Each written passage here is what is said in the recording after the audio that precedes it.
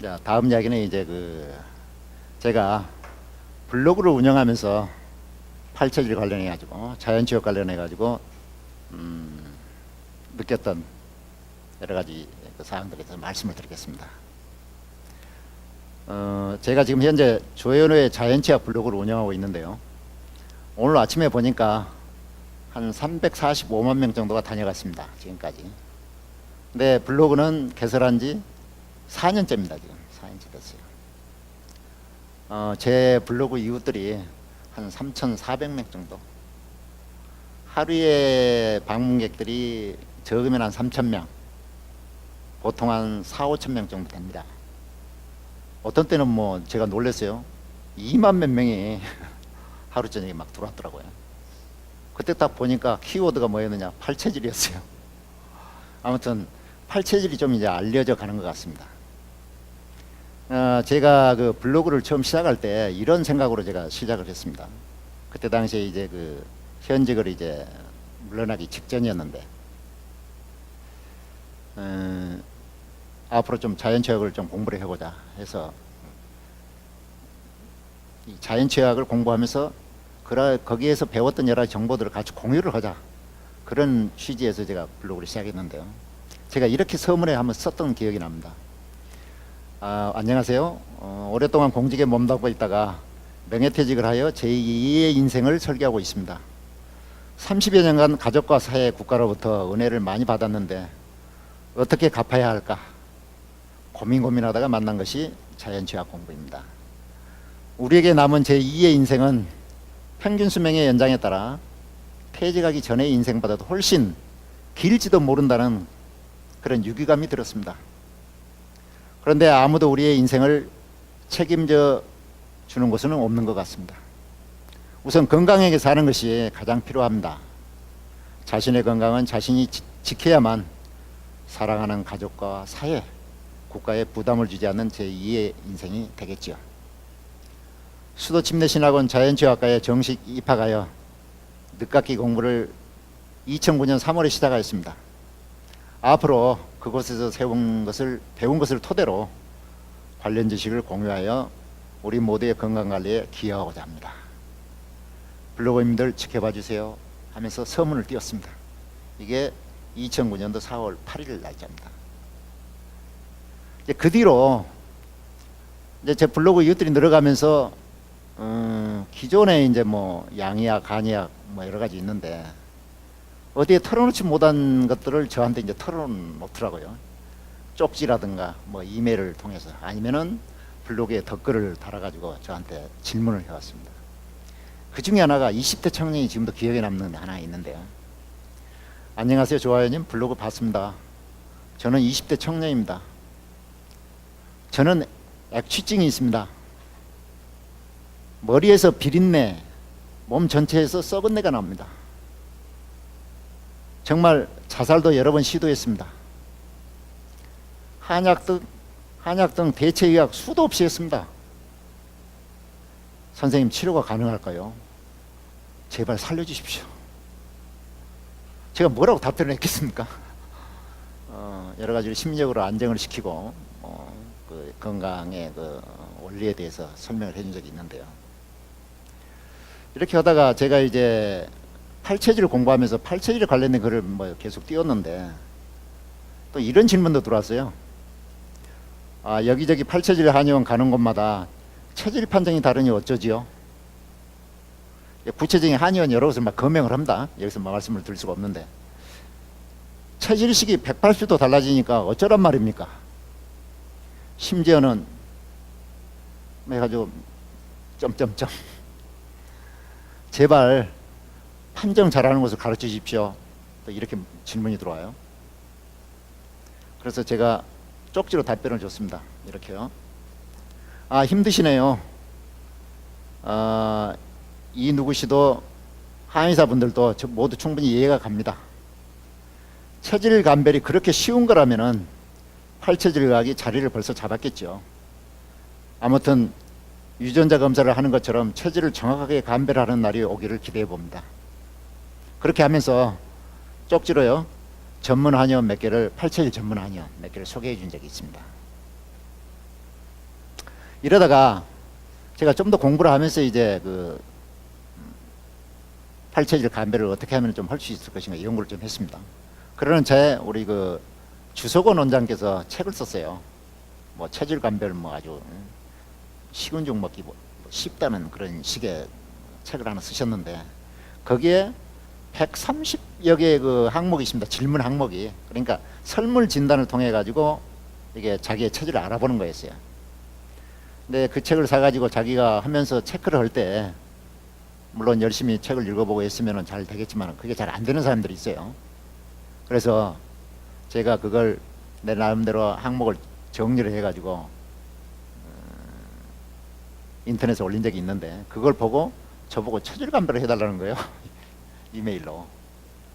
그래가지고 본의 아니게 그냥 뭐 같이 한번 공부하는 입장에서 한번 해보자 해가지고 한 300명 정도의 체질 감배를 한 2년에 걸쳐서 해준 적이 있습니다. 지금 바빠서 못 해주는데요. 그때 당시에 또 하나의 그 기억에 남는 게 있습니다. 이런 게 왔어요. 조현호 선생님 감사드립니다. 정말 감사드려요. 선생님, 아니 정말 금양인이 맞습니다. 어쩜 팔체질 재선안위원회에서도 권도원 선생님께서 체질 진단을 받고서도 결과가 금양으로 나왔습니다. 정말 인터넷의 것을 믿지 못하는데 선생님의 글이 신용이 가는 이유가 있었군요. 정말 감사합니다. 시간이 늦고 아니고를 떠나 일단 얼굴도 한 번도 보지 못한 저의 체질을 진단해 주셨다는 마음이 대단한 거라고 생각이 됩니다. 분명 선생님은 이런 과정을 거치기까지 엄청난 노력을 했을 거라고 생각합니다. 뭐 이런 것도 오니까 좀 이제 힘도 나고 그러더라고요. 그러다가 제가 이제 팔체를 좀 더 공부해 가지고 제가 그 자연치유학을 공부하던 수도 침례신학원 자연치유연구원에서 팔체질을 자연치유 쪽에 좀 접목을 시켜가지고 좀 식이요법 차원에서 과목을 편성을 해서 교육을 한번 시켜보자 해서 제가 교육을 시작했습니다. 그게 2010년도 이제 8월경이었는데요. 그때 이제 나름대로 책을 하나 만들었죠. 책이 아니고 강의 교재입니다. 내부 교재, 내부에 쓸 수 있는. 그러니까 지금까지 나왔던 팔체질학에 관련된 여러 가지 책들을 물론 권도원 선생님 별로 책을 쓴 게 없습니다. 논문 발표하고 뭐 강연은 그런 수준이었는데요. 권도원 선생님 바쁘시거든요. 나중에 제가 말씀드리겠지만. 하여튼 다른 분들이 후학들이 쓴 책을 한 10몇 권을 전부 다 종합을 해서 제 나름대로 체계를 잡아서 책을 하나 편성을 했어요. 이제 그걸 이제 블로그에 알렸더니 외국에서 그 책을 좀 구할 수가 없느냐 그런 거예요. 근데 이건 팔 수 없는 비매품이거든요. 근데 워낙 다급하게 막 전화도 와요, 미국에서. 그래가지고 할 수 없이 뭐 편지를 써가지고 팔체질 의학책을 하나 보내준 적이 있습니다. 보내준 적이 있는데 저도 잊어먹었어요. 한 6개월 정도가 지났는데 미국에서 전화가 왔어요. 이거 조현호 원장님 아니십니까? 하면서 전화가 왔어요.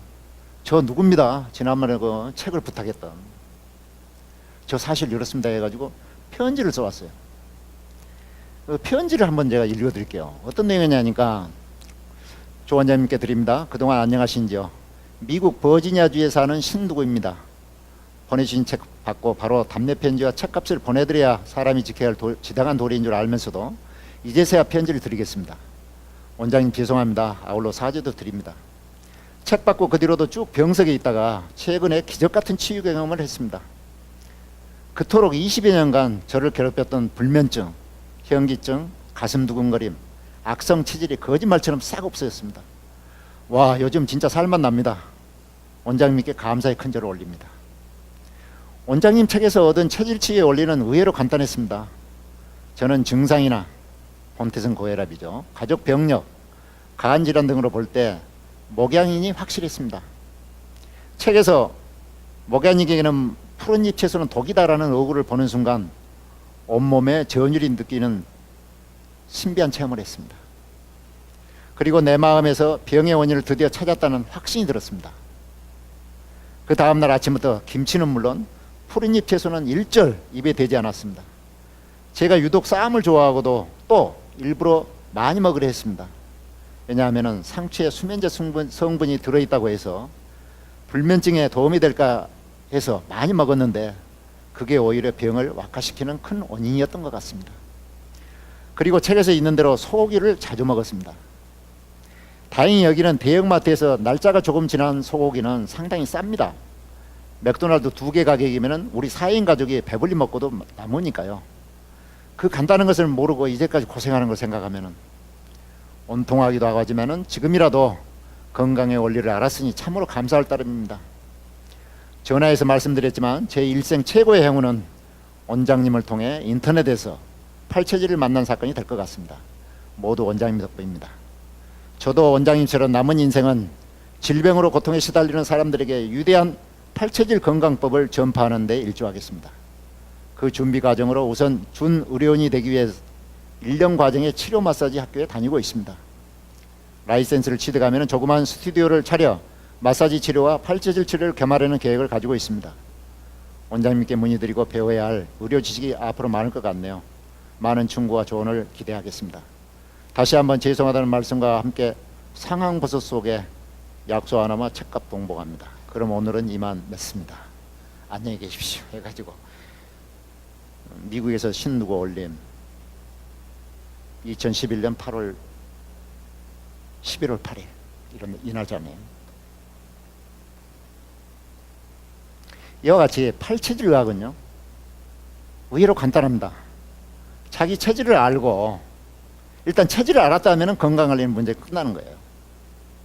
자기 특히 고질병이 있는 사람은 음식으로 치료하는 거예요. 음식으로. 급한 사람은 침을 맞고 음식으로 이렇게 치료를 하면은 모든 고질병들이 다 낫습니다. 지금 권도원 선생님께서는 암 환자만 치료를 하고 계시는데요. 침하고 음식으로만 암 환자를 치료합니다. 그 이야기는 나중에 말씀드리겠습니다. 어떻든 간에 집집마다 팔처지 의학을 익혀서 질병에서 해방됩시다.